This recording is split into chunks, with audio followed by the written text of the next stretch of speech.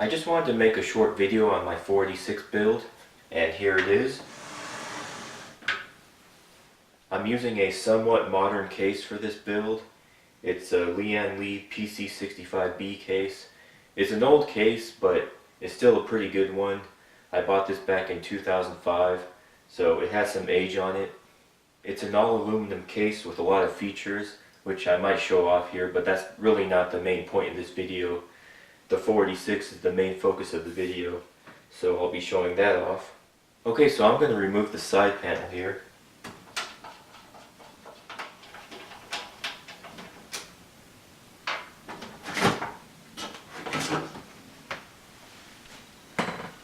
And here it is.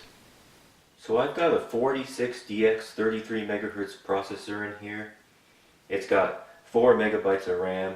I could put more in there, but I just don't have the extra RAM right now.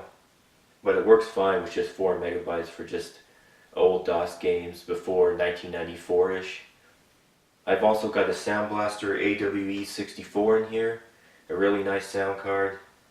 And I have a VESA Local Bus I/O card and a VESA Local Bus video card in here with 1 megabyte of RAM. I've also got a 3.5-inch floppy drive in here and about a 500 megabyte hard drive in here. By the way, this was my old case. I'm now using this as my primary desktop computer. I downsized quite a bit. I'm using a mini ITX machine, and maybe I'll do a video on that also at some point. Anyway, let's take a closer look.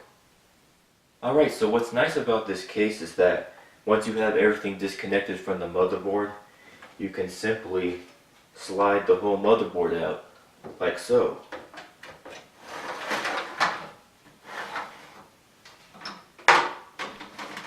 And now we can get a much better look at the motherboard. So here's the motherboard with all the cards still attached. Here's the iconic Intel 486DX 33 MHz processor. This motherboard has 256K of cache memory. Here's the 4 megabytes of RAM. These are 4 1 megabyte 30-pin SIMs. And here is the Sound Blaster AWE64 sound card. I found out that this is actually a pretty popular sound card, so I'm lucky to have this. I don't even know where I got it from. I was just digging through the garage one day and I found it and I was like, hey, this is an AWE64, and I got all excited. And this motherboard has two 32-bit VESA Local Bus slots. So I've got a VESA Local Bus I/O card with the floppy connector and the hard drive connector, your serial port and your parallel port. And underneath that I have a VESA Local Bus video card. It's a Trident video card with 1 megabyte of RAM. One thing about these VESA Local Bus slots is that they're really finicky. I usually have to remove the card and reinsert it several times before it starts working. I don't know if that's how all VESA Local Bus slots are, or if it's just my cards or the motherboard. Also, one other thing is the battery on this real-time clock died, so I had to find a way to attach a battery to it, and I did this mod. It's a pretty popular mod that you can find online where you actually have to Dremel into the case to expose 2 contacts, and then you can attach your battery onto it. As you can see, I have this PCB I made for another project that I reused for this, and I put my coin cell battery in there and it's working fine now. Alright, I got everything back in the case here. Just a few other things that I want to note about the build is that I'm just using a generic old ATX power supply. I've got a 3.5-inch floppy drive right here, which is black, so it matches the case. I actually bought this floppy drive for this case back in 2005, and it wasn't working for a long time, but all I had to do was clean it up and it started working fine. And the hard drive that I'm using is a 500 megabyte or so hard drive. It's actually a little over 500 megabytes, but this is an old hard drive that's probably correct to the era. And I put the sticker on there with the CHS values so I don't have to pull the hard drive out to look at the label. One other thing is that I'm using the same power supply adapter from the 386 build. So these 2 wires go to the power switch on the front of the case, and I actually had to change out the power switch because normally they're not the kind that actually stay on when you press it. So I pulled one off a different case, and it looks like they're a pretty standard type of switch, so it actually fit right into this case with no problem. Alright, I got everything hooked back up, and the computer's actually underneath the desk, so I have to go down there and turn it on.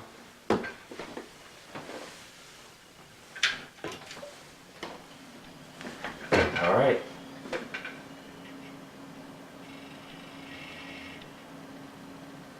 Let me go to the BIOS. It's not really centered because this monitor is it's a little bit iffy with this video card.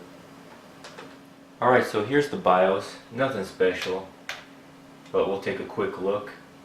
It's got the correct date and time, and yes, I'm filming this in like the middle of the night. Oh, and I guess I was wrong about the hard drive. I apologize for that. It's actually a 1.2 gigabyte hard drive.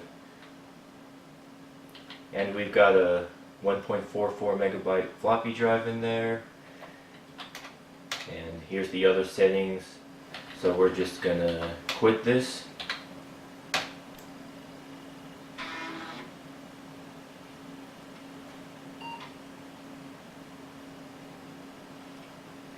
I've got the Easy BIOS disk overlay on there. And it's loading up the sound card drivers. I have reverb and chorus at 50%. It actually sounds really good like that. And I actually have a serial mouse this time, unlike on the 386 video I did. Alright, so let's take a look at some games. The first game I'm going to try is Ultima Underworld. I'm actually a fan of the Ultima series. So let's do cd/games/uw, uw.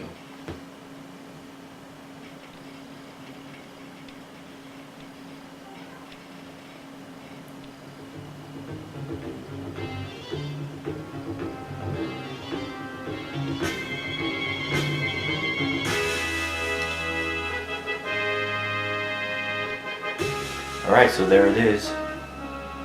Alright, I zoomed in onto the screen. So let's load a game here.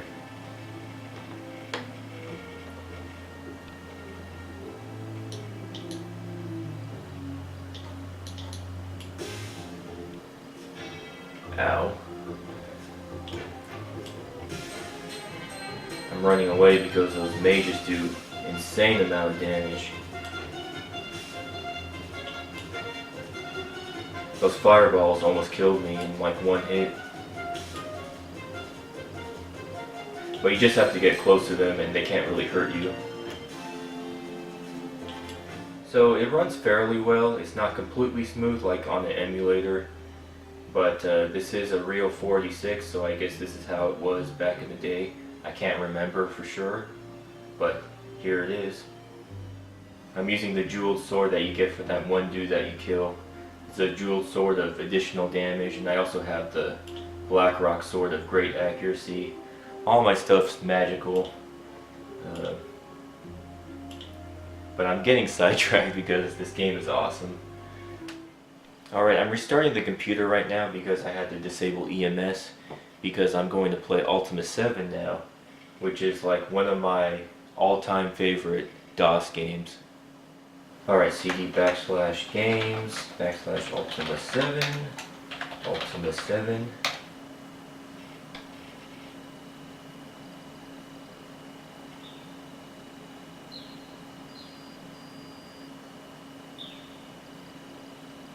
This game is simply awesome. So let's just skip the intro.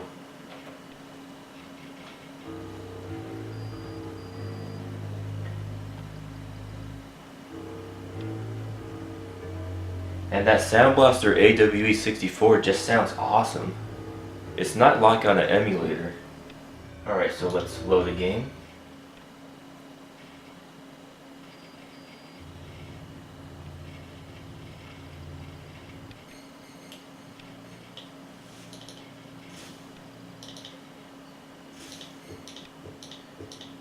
It's nighttime, so it's dark, so I gotta use a light spell. But yeah, This game runs fine. You know, you can run this game on a 386, so I'm not surprised. But yeah, it just sounds awesome. And one thing though is the speech is, for some reason, it's super loud on this sound card. So I actually disabled it so I don't get freaked out whenever the Guardian speaks. I'm actually playing the game solo, and that's why I have no party members. Oh yeah, listen to this.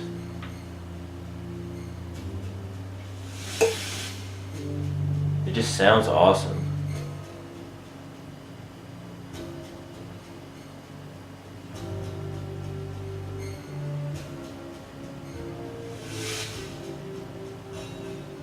Alright, I'm gonna kill this thing.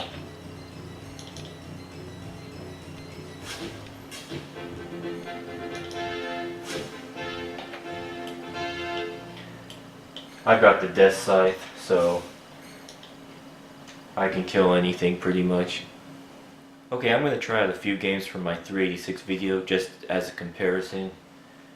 Although I should note that on the 386 video I didn't have the turbo mode on, and I think someone actually commented about that. So that was a mistake on my part. So I guess this isn't really a fair comparison. But let's try Lemmings, even though Lemmings can run on anything.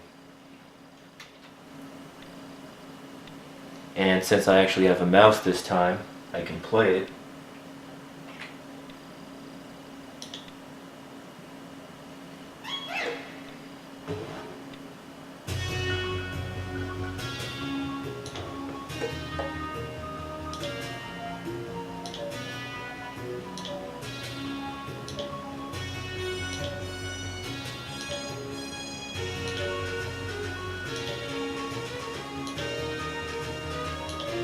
Of course, this is also one of my all-time favorite games.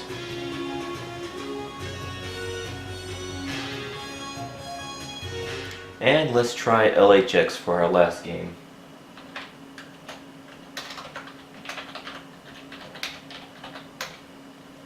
This is going to run from the PC speaker, as you can hear.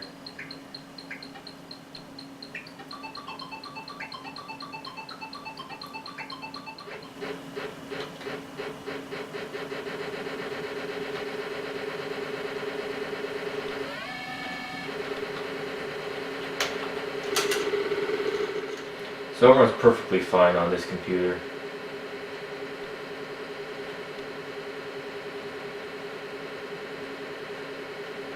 Okay, so that is my 486 build. I hope you enjoyed the video, and thanks for watching.